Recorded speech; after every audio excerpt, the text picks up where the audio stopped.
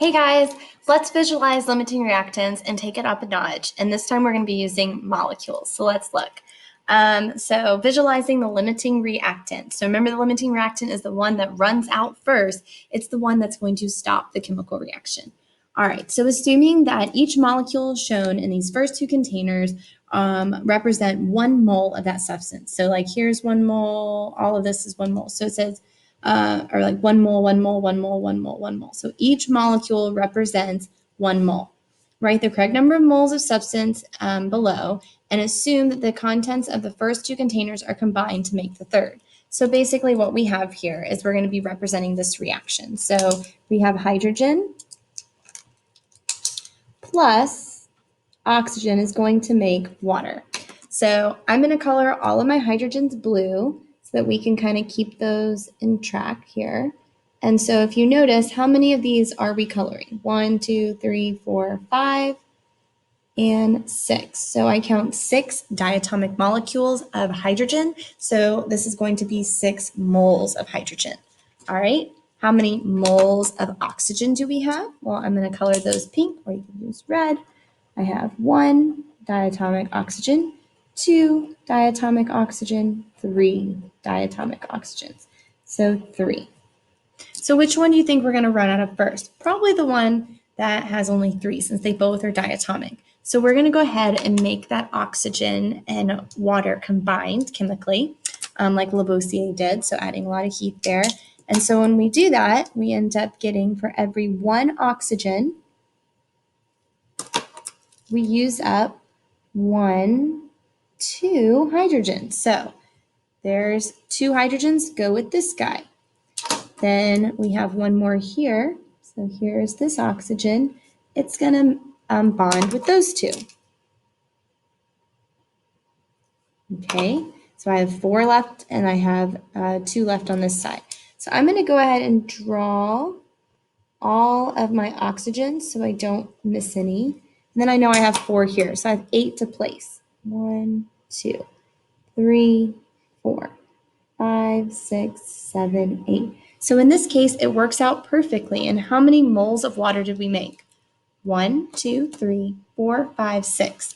So in this case, none of these were limiting reactants, right? They had the exact same amount, so technically they both could be limiting reactants. And I didn't have anything in excess. All right, how about this one? All right, again with the hydrogen, we have 1, 2, 3, 4, 5, 6, 7, 8. So we have 8 moles of hydrogen. How many moles of oxygen? 4. 1, 2, 3, 4. Again, I'm going to draw all of those oxygens spread out because they're going to break apart to make water. So 1, 2, 3, 4, 5, 6, 7, 8. Put in my hydrogens. Again, we had 16 total. So 1, 2, 3, 4, 5, 6, 7, 8, 9, 10, 11, 12, 13, 14, 15, 16.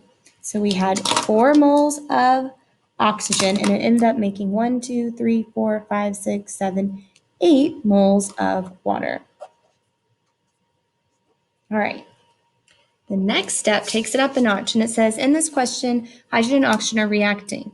Although when they're combining, you don't always have enough to react. Here, it worked out perfectly. We didn't have a limiting reactant. But sometimes it doesn't work out. So let's take a look. You can read more of this for your instruction purposes, but I'm just going to go ahead and do this with you. So we're going to have moles of hydrogen plus moles of oxygen, and it's going to produce moles of water. And then we'll have moles of something left over. So for each question below, write the number of moles of substance beneath the corresponding container. In the third container, draw the correct number of moles of water produced and any unreactive excess reactants that are left over. Then to the right, write the limiting excess reactants. And then we'll fill in the number of moles here. So let's count. How many moles of hydrogen? 1, 2, 3, 4, 5, 6. So I had 6 moles of hydrogen. How many moles of oxygen are we starting out with?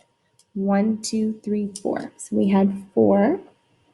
I'm going to color all those pink.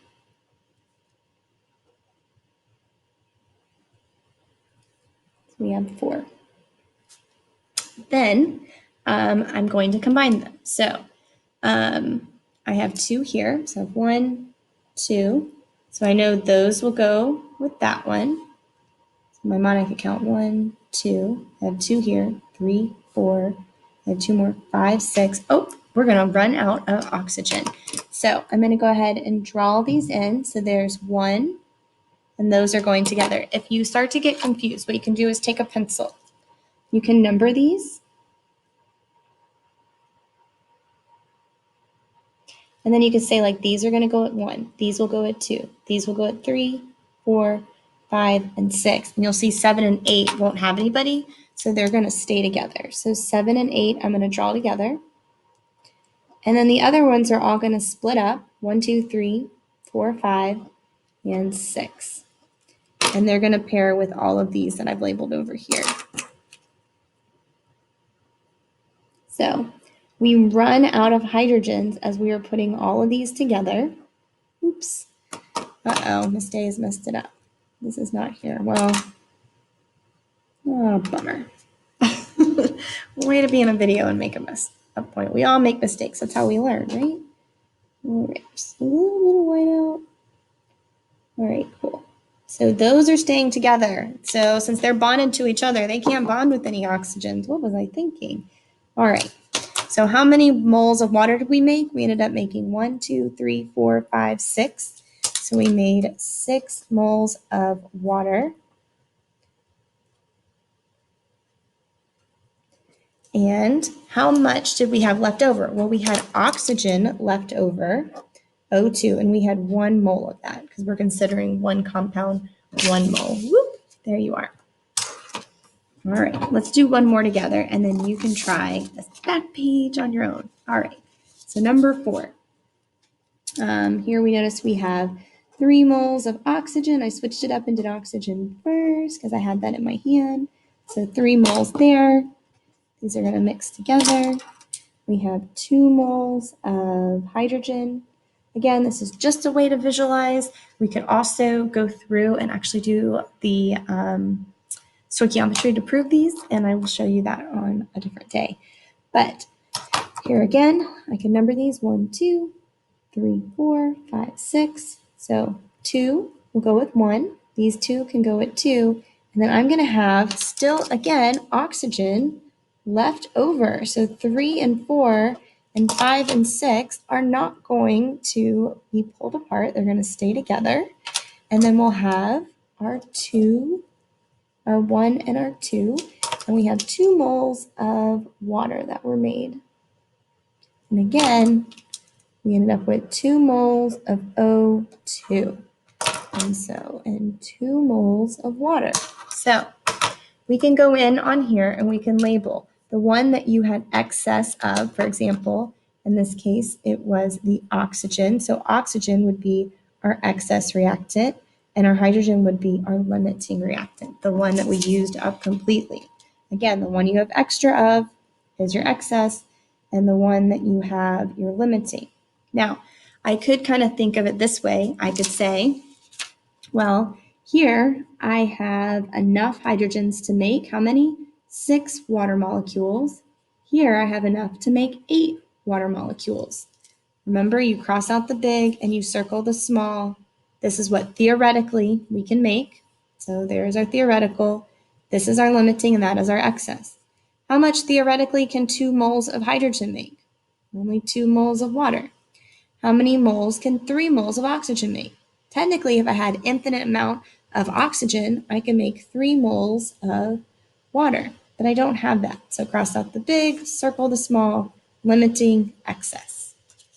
So our limiting reactant is going to be our hydrogen and our oxygen.